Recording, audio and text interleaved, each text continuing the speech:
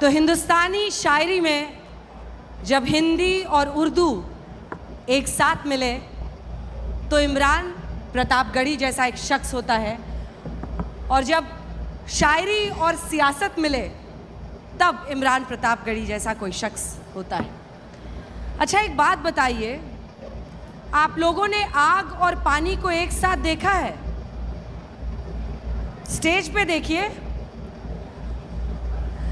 आग और पानी आपको एक साथ दिखाई देंगे।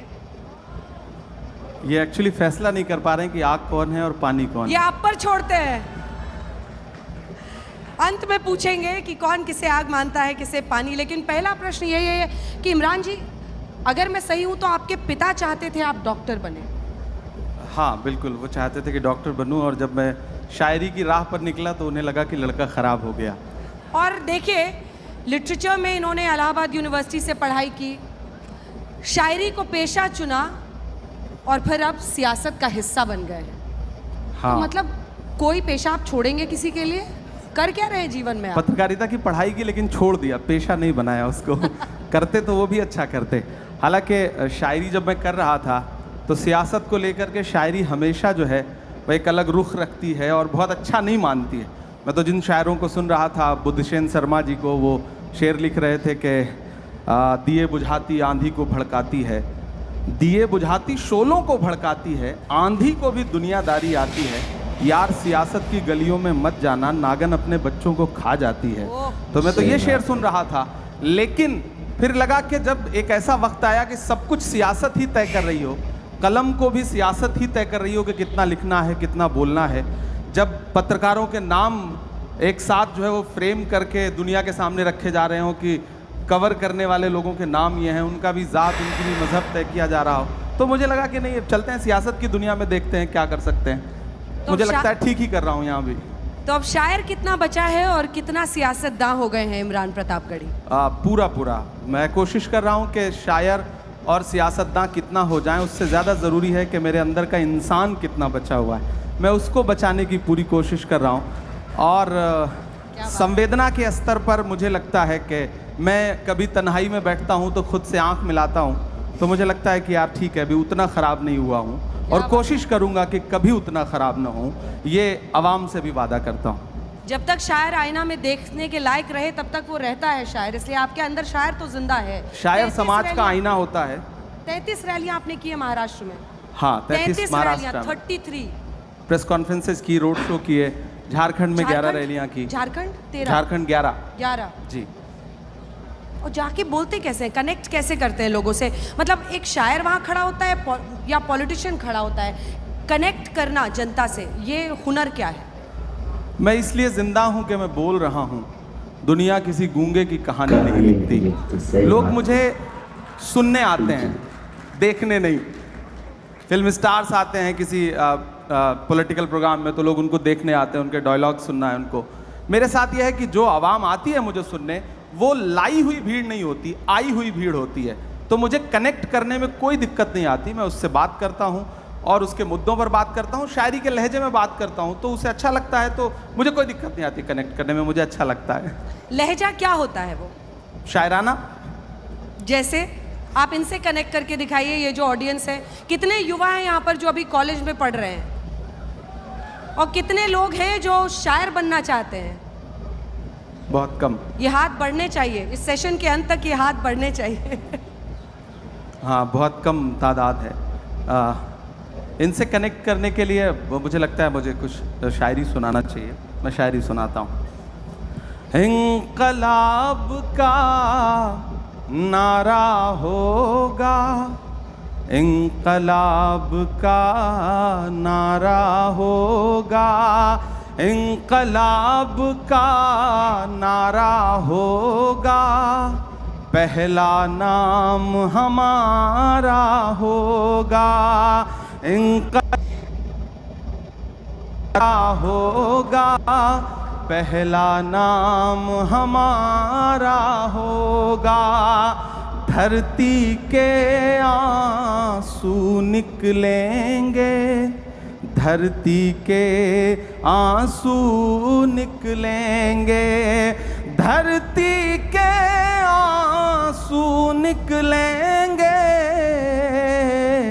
और समंदर खारा होगा, और समंदर खारा होगा। और आप आग और पानी का जिक्र कर रही थी तो इनके नाम एक शेर के दर्पण कितना प्यारा होगा, दर्पण कितना प्यारा होगा, दर्पण कितना प्यारा होगा, जिसमें अक्स तुम्हारा होगा, जिसमें अक्स तुम्हारा होगा। और इस दौर की जो सच्चाई है कि एक अकेला क्या कर लेता, एक अकेला क्या कर लेता, एक अकेला क्या कर लेता, भीड़ ने घेर के मारा होगा, पहला नाम हमारा होगा। और सियासत में होकर भी हुक्मरानों के नाम ये शेर कि जब तारीख लिखी जाएगी, जब इतिहास लिखा जाएगा, जब तारीख लिखी जाएगी, कैसा हश्र तुम्हारा होगा, इंकलाब का नारा होगा। क्या बात है। शुक्रिया। अब हमें समझ में आ गया कि चाहे आप आग हैं या पानी हैं, आप पानी या आग से कनेक्ट कैसे बना लेते हैं। शब्द आपकी जादूगरी की तरह हैं और आपने हमेशा इसका इस्तेमाल किया है। लेकिन मैंने आपकी बहुत शायरी पढ़ी, मुझे कई बार लगा कि इमरान के अंदर इतना दर्द क्यों है। इमरान के शब्दों में, उनकी लाइनों में दर्द बहुत झलकता है, इसकी वजह क्या है? एक्चुअली जिस दौर में मैं बड़ा हो रहा था, मैं हिंदी साहित्य का विद्यार्थी रहा इलाहाबाद विश्वविद्यालय में, जिस दौर में मैं बड़ा हो रहा था, समाज की घटनाएं मुझ पर प्रभाव डाल रही थी, उस समय सिस्टम एक अलग तरीके से व्यवहार कर रहा था। और ख़ासतौर से मैं जिस समाज से आता हूँ, उस समाज के दर्द को ज़्यादा जल्दी महसूस करता हूँ क्योंकि मैं उसके बीच में रहता हूँ। मैंने उस भेदभाव को, उस सिस्टम के जुल्म सितम को करीब से देखा है। और शायर हूँ तो जाहिर सी बात है कि दर्द तो है दिल में। कोशिश करता हूँ, जुल्म के दौर की तारीख रकम करते हैं, इतना आसान नहीं ये काम जो हम करते हैं। काट देते हैं सदा हाथ हमारे जालिम, और हम फिर उन कटे हाथों को अलम करते हैं। तो हम कोशिश कर रहे थे कि उस दर्द को महसूस करें, और मीडिया जब उस दर्द को, उस जुल्म सितम को अपना हिस्सा नहीं बना रही थी, तो मेरी कोशिश थी कि मेरे पास जो प्लेटफॉर्म है, उस प्लेटफॉर्म का इस्तेमाल उस जुल्म सितम का को गाने के लिए करूं। और मुझे लगता है कि मैं कामयाब रहा बहुत हद तक, और मैंने अपनी बात दुनिया के सामने रखी। मत समझना कि मैं गीत गाता रहा, मैं तो ज़ख्मों का मातम मनाता रहा, ये समझ करके जालिम पिघल जाएगा, मैं तरन्नुम में मातम मनाता रहा। तो मैं मातम मनाता था, लोग उसको सुनते थे, पसंद करते थे। क्या बात है। मैं जुल्म पर मातम मना रहा था, लोग सुनते गए, उसको पसंद कर। ये जुल्म हो किस पर रहा है? समाज में हाशिए पर मौजूद हर इंसान पर, वो हिंदू भी है, मुसलमान भी है, सिख भी है, ईसाई भी है, और सिस्टम कर रहा है, इसमें कोई दो राय नहीं, आज भी कर रहा है। और उससे एक बहुत लंबी लड़ाई लड़ने की ज़रूरत है। और सबसे बड़ी जिम्मेदारी है कलमकारों की। कलमकार जो है वो सत्ता का अस्थाई विपक्ष है। हमारी जिम्मेदारी है कि जब मैं शायर बन के बोलूँ तो फिर हाकिम से आंख मिला के बात करनी है, वो कोई भी हो, वो हमारा अपना हाकिम क्यों ना हो, तब मैं उससे भी आंख मिला करके बात करके बोलूँगा। जब मैं 2010, 2011, 2012, 14 में शेर लिख रहा था, नज़में लिख रहा था, जो नज़्म मेरे इंट्रोडक्शन में उन्होंने सुनाई कि माँ हम भी तेरे बेटे हैं, वो मैंने 2011 में लिखी थी। मैंने मदरसे की नज़्म 2012 में लिखी। उसके बाद हालात जैसे जैसे बदलते गए, मैंने कोशिश की कि मैं अपने कलम के साथ इंसाफ करता रहूं। सिस्टम जुल्म करता है, इन दिनों थोड़ा बढ़ गया है, आप लोगों ने दिखाना कम कर दिया है, तो हमें और ज़ोर से बावाज़े बुलंद बोलना पड़ता है, बस इतनी सी बात है। लेकिन चूंकि आपने ये चर्चा छेड़ी है, तो आप क्या दोहरा जीवन जी रहे हैं? क्या इमरान को, खुद एक शायर को, एक पार्टी का गुलाम बनना पड़ा ताकि उनकी आवाज मैग्नीफाई हो। कई अंजना जी। शायर ऐसे हैं जो आज भी ये मानते हैं कि हमें पार्टी और सियासत से कुछ नहीं लेना देना और अंजना उनकी जी, कलम में क्या अंजना कम जी, ताकत है। पहले तो आपके सवाल में जो शब्द है, आप आज तक में नौकरी कर रही हैं तो आज तक की गुलाम थोड़े ही हैं। मैं एक पार्टी के साथ काम कर रहा हूं, हम किसी भी संस्थान के साथ काम करते हैं, संस्थान हमें सम्मान देता है, हम संस्थान की विचारधारा के साथ सहमत होते हैं, तब तक साथ चलते हैं। जिस दिन हमें लगेगा कि संस्थान हमारी विचारधारा से सहमत नहीं है, हमारी शर्तों को नहीं मान रहा है, उस दिन ये हो सकता है मेरा अपना जो उसूल है कि मैं पार्टी तो नहीं बदलूंगा, राजनीति छोड़ दूंगा। हमारी अपनी एक दुनिया है। क्या राजनीति में आना जरूरी हो गया था इमरान? बिल्कुल जरूरी हो गया। बहुत सारे शायर ऐसे हैं जो मानते हैं कि अपनी कलम को आजाद रखना किसी भी एक पार्टी की विचारधारा से उनकी पूरी जिंदगी का लक्ष्य होता है। नहीं, देखिए, आप जिस दौर में जी रहे हैं, इस दौर में अगर आप ये कह रहे हैं कि आप तटस्थ हैं, तो आप सबसे बड़ी सियासत कर रहे हैं। ये कहना कि मेरा सियासत से कोई लेना देना नहीं है, ये सबसे बड़ी सियासत है। जो भी ये कह रहा है वो सबसे बड़ी सियासत कर रहा है। वो अपने आप को सबका रखना चाहता है, और मेरा अपना मानना है कि या तो इधर खड़े हो जाओ या तो उधर खड़े हो जाओ। आज का दौर ऐसा है कि आप सिर्फ जुल्म को बुरा मत कहो, जालिम को बुरा मत कहो, जो अच्छा है उसका साथ भी दो। हम सिर्फ फेसबुक पर, ट्विटर पर, इंस्टा पे पोस्ट कर देते हैं, ये मामला हुआ, ये बड़ा गलत हुआ। जिसके साथ गलत हुआ उसके साथ खड़ा कौन होगा? अगर सारे लोग एक सोशल मीडिया पे पोस्ट करके अपनी जिम्मेदारी से अलग हट जाएंगे तो मुझे लगता है कि साथ देने वालों की कमी आ गई। पहले होता था, बड़े बड़े प्रोटेस्ट होते थे, आंदोलन होते थे, हुकूमतें झुकती थीं। अब क्या है कि हमने फेसबुक पे एक पोस्ट लिख दिया, ट्विटर पे एक ट्वीट कर दिया, हमें लगता है हमने अपनी जिम्मेदारी पूरी कर ली। नहीं, हमें सड़क पर भी उनका साथ देना है। और अगर मैं संसद में भी गया हूं तो मैंने सबसे पहले यूनिवर्सिटी के बच्चों की फीस वृद्धि के खिलाफ संसद में जो पहली स्पीच की मैंने वो वहां पे की। मैं वहां पर हिंदू मुसलमान बन के नहीं गया, मैं वहां एक युवा बन के गया हूं, और मैं लगातार जिस पर भी जुल्म हो रहा है उसके खिलाफ बोल रहा हूं। एक पुरानी आपकी शायरी है जो लोग बहुत वायरल कर रहे हैं, उसकी 2 लाइनें आपको सुनाकर आगे बढ़ेंगे अगले सवाल पे। ये एक शायर का दावा है, कभी भी रद्द नहीं होगा, तेरे कद के बराबर अब किसी का कद नहीं होगा। इलाहाबाद वालों मेरी बात याद रखना, तुम कई सदियों तक कोई अतीक अहमद नहीं होगा। बड़ा पुराना सवाल है और बड़ी पुरानी कविता है ये।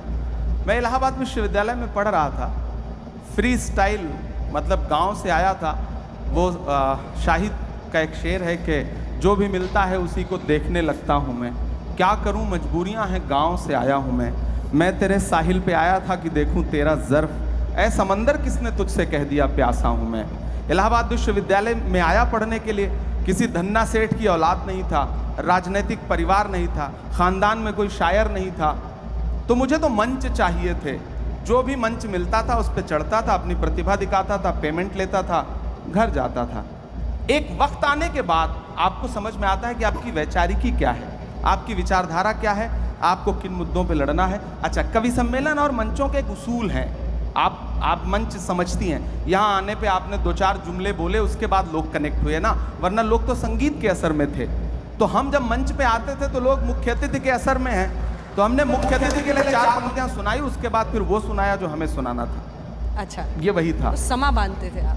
हाँ, इसको समा बांधना ही कह सकते हैं। भीड़ को अपने से जोड़ने के लिए आपको चला वो तीर जो बेहतर तेरी ज़बान में है, किसी की आंख में जादू तेरी ज़बान में है। तो हमारी आंख में तो जादू नहीं है, लेकिन ज़बान में जादू जगाने के लिए ये सारे तिकड़म अपनाने पड़ते थे। क्या बात है, आपने खुद ही कह दिया तिकड़म अपनाने पड़ते थे। सच्चाई भी शायद शायर की सबसे बड़ी ताकत होती है, अगर पूरी ज़िंदगी वो उसको किसी पार्टी में रहते हुए भी संभाल कर रख सके। मैं पूरी कोशिश करूँगा, ये आवाम से वादा है मेरा। क्या बात है। तो अब मुझे लगता है कि यही लोग जो आपके लिए तालियां बजा रहे हैं अब कुछ सुनना चाहते हैं। कितने लोग सुनना चाहते हैं एकदम इमरान प्रतापगढ़ी अनसेंसर्ड? और भूल जाइए कि नेता हैं, भूल जाइए कि किस दरबार पे जाकर, मतलब किस पार्टी के साथ जाकर आपको काम करना पड़ता है। देखिए 1956 में, हाँ 1956 में संयुक्त राज्य अमेरिका के उस समय राष्ट्रपति नहीं बने थे यूएस के जॉन एफ कैनेडी। वो हार्वर्ड यूनिवर्सिटी में एक छात्रों से बातचीत कर रहे थे, तो उन्होंने एक बहुत अच्छी बात कही थी। उन्होंने कहा था कि अगर हर राजनेता को शायरी और कविता आने लगे, पोएट्री आने लगे, और हर राजनेता पोएट्री और शायरी करने लगे, तो ये दुनिया जिंदगी जीने के लिए और खूबसूरत हो सकती है। कितनों को सिखाया ये बताइए। असल बात ये है राहुल जी को भी सिखा रहे हैं, नहीं देखिए। सिखा रहे हैं? सबसे पहले तो मैं देश की पार्लियामेंट में पहुंचा हूं और पिछले 2 साल की पार्लियामेंट की तमाम जो स्पीचेस हैं उठा के देखिए, आपको लगेगा कि सारे लोग शायरी सुना रहे हैं। खरगे साहब शायरी सुना रहे हैं, धनखड़ साहब शायरी सुना रहे हैं। एक दिन तो धनखड़ साहब ने यानी चेयरमैन साहब ने राज्यसभा के फाइनेंस मिनिस्टर से कहा कि क्या इमरान प्रतापगढ़ी की शायरी पे टैक्स लग सकता है क्या? वो आप वो वीडियो उठा करके देखिएगा। तो आप कोई भी शेर सुनाता जिसको मैंने शेर ना भी लिख के दिया हो तो चेयरमैन साहब को ये लगता है कि मैंने ही लिख के दिया होगा। तो एक शायराना सा माहौल बना है और मुझे लगता है कि ये अच्छी बात है, एक अच्छा माहौल बन रहा है। और ऐसा माहौल मुझे लगता है कि मोदी जी भी शायरी सुनाते हैं कभी कभी। सुषमा स्वराज जी थी तो बहुत अच्छे अच्छे अशार सुनाती थी। डॉक्टर मनमोहन सिंह साहब अच्छे अशार सुनाते थे। हाँ, लालू जी थे तो बहुत शानदार माहौल रहता था सदन का। अडवाणी जी ने भी कभी कभी शायरी सुनाई है। तो मुझे लग रहा है कि आने वाले दिनों में और कुछ लोग सुनाने लगेंगे। मैं तो कोशिश करूंगा कि राहुल जी भी सुना। अब आडवाणी जी का क्रेडिट मत लेने लगिएगा। हम किसी की क्रेडिट नहीं ले रहे हैं, उसकी क्रेडिट हम आपको दे रहे हैं। हम उनकी कुछ क्रेडिट सुनाइए। नहीं लेंगे। हाँ, मैं आपका हुक्म है। मैं सुन नहीं पाए बेजुबानी को, आप समझे नहीं कहानी को। सुन नहीं पाए बेजुबानी को, आप समझे नहीं कहानी को। ये जो आतिश परस्त फिरका है, आप आग और पानी की बात कर रही थी। ये जो आतिश परस्त फिरका है,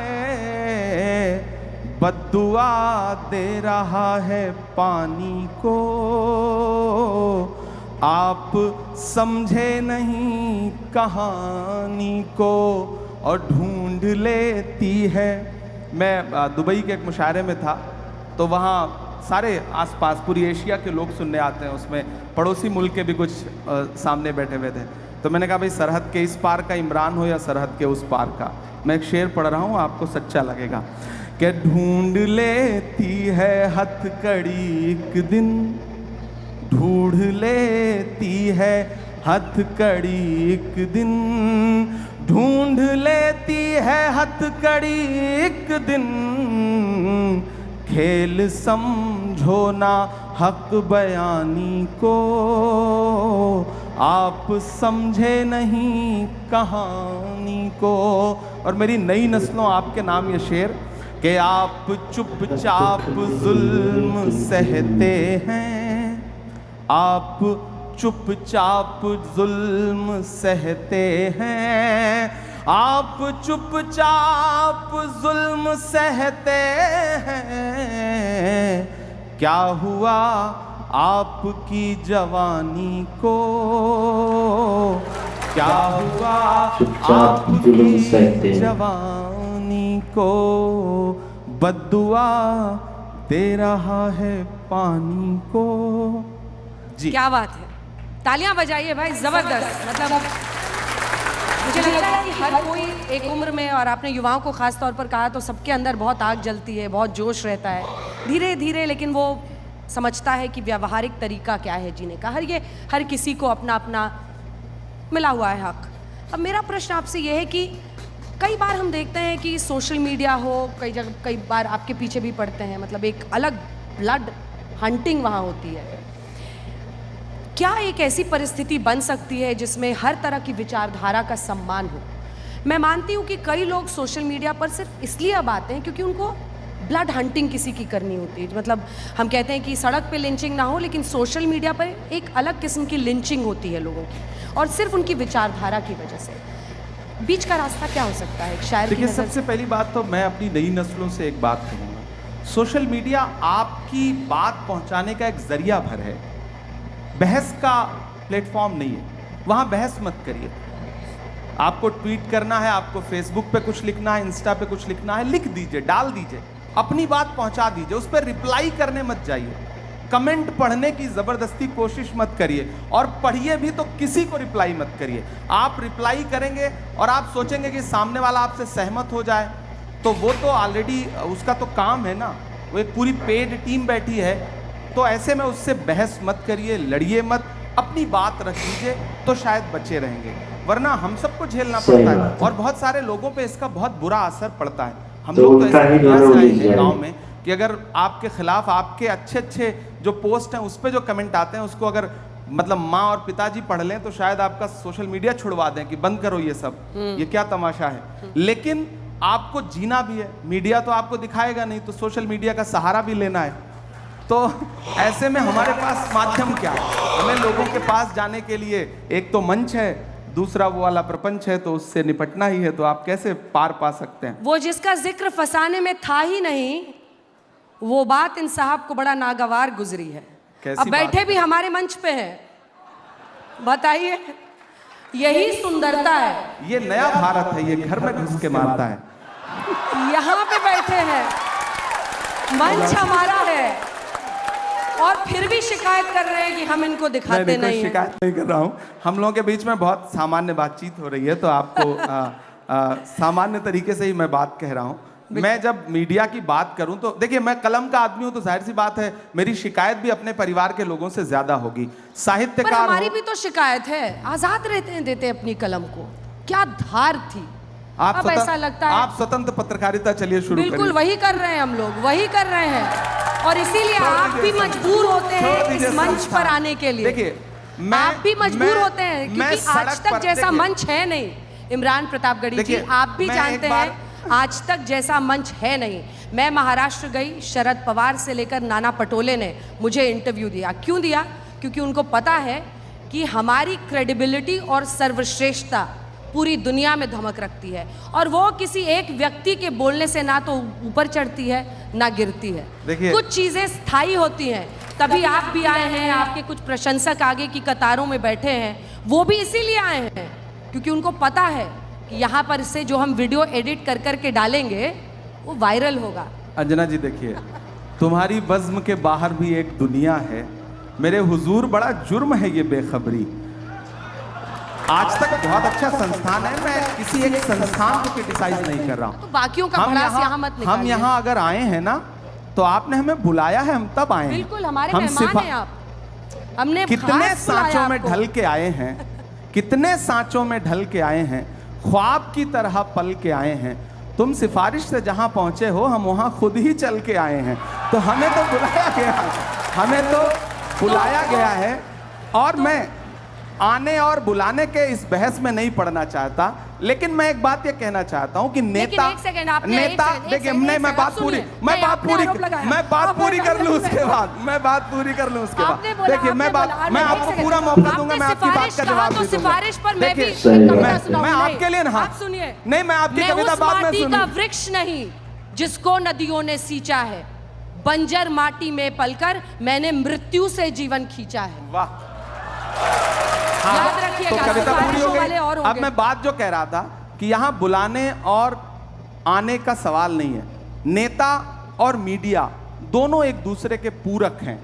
आप हैं तो हम हैं, बिल्कुल। हम हैं तो आप हैं।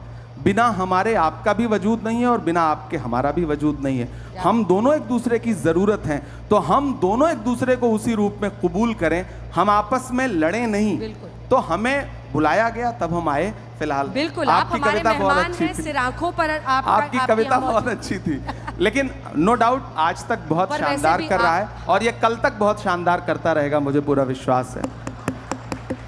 देखिए, यही तो है कि आग भी जब प्रशंसा करने लगे, या पानी, व्हाटएवर यू नहीं, चूज, मैं प्रशंसा करूंगा। पर आग और पानी के बीच में मैं समझौता होना भी मैं नहीं आपकी चाहिए। पत्रकारिता की प्रशंसा करता हूँ, इसमें बहुत- कोई बहुत दो राय नहीं। आप अच्छी पत्रकारिता करती बहुत- हैं और हम सब युवा हुए हैं आपको देख देख करके, आपको सुन सुन करके। ये मेरे लिए बहुत खुशी की बात है कि मुझे देख देख कर आप जैसे लोग भाई जाहिर जवान सी हो बात गए, है, हम एक वक्त शायर में भी बने और फिर जब- नेता भी बन गए। जब यूनिवर्सिटी में पढ़ रहे थे तो हमें मतलब कुछ चंद लोग हैं, चुनिंदा लोग हैं जिनकी पत्रकारिता Thank you so much. सुन रहे थे हम लोग, और हमें लगा कि पत्रकारिता की पढ़ाई करनी चाहिए। तो उसमें आपको क्रेडिट देता हूं मैं इस बात के लिए। बहुत- बहुत अब राजनीति में आ गया, पार्लियामेंट में चला गया, लेकिन उम्र तो कम ही है ना। वजन बढ़ गया, राजनीतिक वजन कह रही हूं मैं। अगले प्रश्न पर आते हैं। अब मुझे लगता है कि सियासत पर हम लोगों ने आग पानी बहुत कर लिया। एक चैलेंज है 30 सेकेंड्स रील वाला चैलेंज, जो इस जनरेशन को ग्रस्त कर रहा है। उनको पता भी नहीं चल रहा और वो एडिक्टेड हो रहे हैं। वॉशरूम जाते हैं तो, स्कूल जब जा रहे होते हैं तो क्लास में तो शायद मोबाइल ले लिया जाता है, फिर घर पहुंचते पहुंचते वो चैलेंज आप जैसे शायर कैसे उसको काउंटर करेंगे, और एआई का चैलेंज, दोनों पर आपकी राय क्या है? देखिए, मैं गांव से आया था, मुझे तो एक टाइम था कि जब ऑर्कुट का ज़माना था, उस ज़माने से सोशल मीडिया, मैंने कहा ना, अखबार में एक आपका नाम छप जाता था किसी कवि सम्मेलन मुशायरे की रिपोर्ट में, तो लगता था कि हमने दुनिया जीत ली। लेकिन एक वक्त के बाद समझ में आया कि वो पर्याप्त नहीं है। उसके बाद सोशल मीडिया का कैसे इस्तेमाल हो, इस पे काम शुरू किया। तो हम तो जो हैं, हमारे जैसे लोग जो हैं, वो अमीर इमाम का एक बहुत अच्छा शेर है कि आए हैं और शान से आए हुए हैं हम, आए हैं और शान से आए हुए हैं हम, मिट्टी में आसमान से आए हुए हैं हम, सीना महक रहा है तो हैरत है किस लिए, फूलों के खानदान से आए हुए हैं हम। तो दरअसल हम आए उसी दुनिया से, हमें तो सोशल मीडिया ने ही बनाया। सच बात यह है कि यूट्यूब पे वीडियोस वायरल हो गए, वरना तो एक कॉकस था शायरों का, कवियों का, वो आपको मंच कभी लेने ही नहीं दे रहे। ज़्यादा डेमोक्रेटाइजेशन हुआ, लड़ाई ही अलग थी, हमारी तो लड़ाई ही हो। अलग थी। हम किसी गुट का हिस्सा नहीं थे कवि सम्मेलन मुशायरों में। तो या तो दो शर्तें थी, या तो आप उनका बैग उठाइए या तो उनका गिलास उठाइए। हम दोनों से बचे हुए थे, तो उस बचत की वजह से सब दुश्मन थे। लेकिन ये तो भला हो सोशल मीडिया का कि आवाम तक पहुंची। फिर आयोजक पे इतना दबाव रहता था कि भाई इमरान प्रतापगढ़ी को बुलाओ, एक नया सा लड़का आया है, वो अच्छा पढ़ता है। तो उस दबाव की वजह से हम यहाँ तक पहुँचे, मैं तो मानता हूँ। तो सोशल मीडिया का वो दबाव है, उसे प्यार से हैंडल करिए, उस पर अच्छी अच्छी चीज़ें लिखिए। 30 सेकंड, अब हमें तो पार्लियामेंट में 0 आवर 3 मिनट में बोलना पड़ता है, लंबा सा भाषण है 3 मिनट में पूरा करना है। तो अभी तो पार्टी की तरफ से, मैं तो बहुत युवा हूँ, तो हमारे तमाम सीनियर्स राज्यसभा में है, तो टाइम ही नहीं मिलता पार्टी वाला।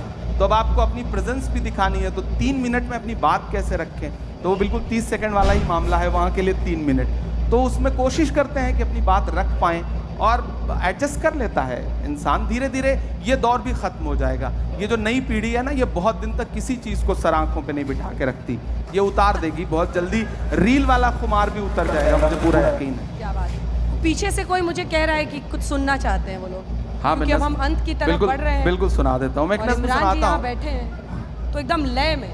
अच्छा, उस पर सुनाएं? नहीं, ये आज ये एक सिस्टम बना हुआ है, इसी पे चलने दीजिए।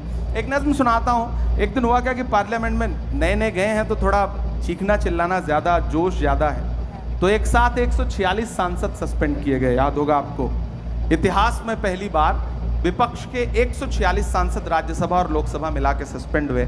हम निकले तो मीडिया के साथ ही बाहर खड़े थे, तो उन्होंने व्यंग्यात्मक तरीके से कहा कि सस्पेंड हो गए। तो हमने कहा भाई, आज सस्पेंड ना हुए होते तो अपनी नज़रों में गिर जाते, ऐसा लगता कि बुज़दिलों में नाम शुमार हो रहा है, बहादुरों में नहीं। तो बोले आप शायर हैं, शायरी की भाषा में बताइए। तो एक नज़्म कही मैंने वहीं पर कि ज़ख्म पर ज़ख्म खा के निकले हैं। ये संगीत वाले भी जो साथी बैठे हैं, मुझे उनका भी साथ मिले कि ज़ख्म पर ज़ख्म खा के निकले हैं, हाँ मगर मुस्कुरा के निकले हैं। सर झुकाने का हुक्म जब आया, सर झुकाने का हुक्म जब आया, और भी सर उठा के निकले हैं, और भी सर उठा के निकले हैं। और सस्पेंड होके आए थे तो गुस्सा था, तब ये शेर पढ़ा कि हर सितम का जवाब आएगा, देखना इंकलाब आएगा। कल आ ही गया ना कि हर सितम का जवाब आएगा, देखना इंकलाब आएगा। अच्छे दिन का किए थे जो वादा, उनका दिन भी खराब आएगा, उनका दिन भी खराब आएगा। हम तो निकले हैं मुस्कुराते हुए, हम तो निकले हैं मुस्कुराते हुए, और वो तिल मिला के निकले हैं, और भी सर उठा के निकले हैं। क्या बात है। ये बात आपको जुदा करती है बाकी राजनेताओं से, मुझे लगता है कि आप हर तरह की बात करते हैं, आप आवाम की भी आवाज़ बनते हैं। एक पार्टी में रहकर ये कर पाना कई बार बहुत मुश्किल हो जाता है, लेकिन नहीं, मैं अंजना जी ये चीज़ क्लियर कर दूं, मुझे बहुत खुशी है और मैं इस मंच पर अपनी लीडरशिप की प्रशंसा भी करूंगा कि कभी मुझसे ये नहीं कहा गया कि इमरान तुम मुशायरों में जाके क्या पढ़ रहे हो, तुमने ये क्या बोल दिया, यहाँ पाबंदी, ये मत करो, ऐसा मत करो, भाषण क्या दे रहे हो, किस विषय पे बोल रहे हो। मैं बहुत जिम्मेदारी से और ईमानदारी से कह रहा हूँ कि मुझे आज तक मेरी पार्टी में किसी नेता ने ये नहीं कहा कि तुम इस विषय पे बोलो, इस विषय पे मत बोलो। उन्हें भरोसा है और शायद मैं उसके साथ न्याय कर रहा हूँ। मैं कवि सम्मेलन मुशायरों में जाता हूँ, सारे विषयों पे कविताएं पढ़ता हूँ और मुझे कभी नहीं रोका जाता। हाँ, जब मैं राजनीतिक मंचों पे खड़ा होता हूँ तो राजनीतिक लहजे में बात करता हूँ। वहाँ मैं शेर पढ़ता हूँ कि खौफ नहीं जिसे मुरझाने का, मैं उस गुल के साथ खड़ा हूँ। कैसा भी दौर आए लेकिन मैं राहुल के साथ खड़ा हूँ। कल भी खुल के साथ खड़ा था, आज भी खुल के साथ खड़ा हूँ। कैसा भी दौर आए लेकिन मैं राहुल के साथ खड़ा हूँ। तो मैं वहाँ अपनी बात रखता हूँ, लेकिन बाकी जगह पे मुझे स्वतंत्रता है। इतनी तारीफ मैं कांग्रेस पार्टी की इसलिए करूँगा मैं वहाँ उनका सांसद होने के नाते, कि मुझे कहते हैं कि आप कवि सम्मेलनों में जाया करो, आप अपना बेस जो है, जो अपनी पुरानी आपकी दुनिया है, उस दुनिया को छोड़ो मत, राजनीति में आकर के पूरी तरह से राजनीति के मत हो जाओ। मुझे ये चीज़, मतलब ये राहुल जी ने मुझसे कही है, मैं इस मंच पे ये मतलब बता रहा हूँ, तो मुझे ये चीज़ अच्छी लगती है। वो इतनी स्वतंत्रता वहाँ पर है कि आप लिख पढ़ सकते हैं, बाकी जगहों पे मुश्किल है। तालियों के साथ बहुत बहुत अभिनंदन इमरान प्रतापगढ़ी जी, आप मंच पर आए आज तक के हमारे मेहमान हैं। मुझे भी बहुत अच्छा लगा। और लीजिए, क्या कह रहे हैं? वो क्या कह रही हैं? वो कह रही हैं कि हम खड़े हैं मोदी जी के तो साथ। अच्छी बात है, मैं कहाँ करूँ, हालांकि वो खड़ी नहीं हो तो बैठी हैं, वो तो खड़ी नहीं हो तो बैठी हैं। मोदी मोदी के नारे लगा रहे हैं वो लोग, लेकिन देखिए, अच्छी बात है, हर तरह की विचारधारा मुझे तो अच्छा लग रहा है ना कि मैं उनके बीच में आके भी कविताएं सुना रहा हूँ। ये मेरी ताकत है कि मैं, ये शब्दों की ताकत है कि मैं उनके बीच में भी खड़ा होकर के कविताएं सुना रहा हूँ, और मैं सुनाऊंगा। ये तो अच्छी बात। मैं तो पार्लियामेंट में मोदी जी बैठे रहते हैं तब उनको भी सुनाता हूँ। मैं तो उनसे पूछता हूँ, कहाँ सोया है चौकीदार, विजय माल्या नाक के नीचे से हो गया फरार, कहाँ सोया है चौकीदार। मैं तो पूछता हूँ।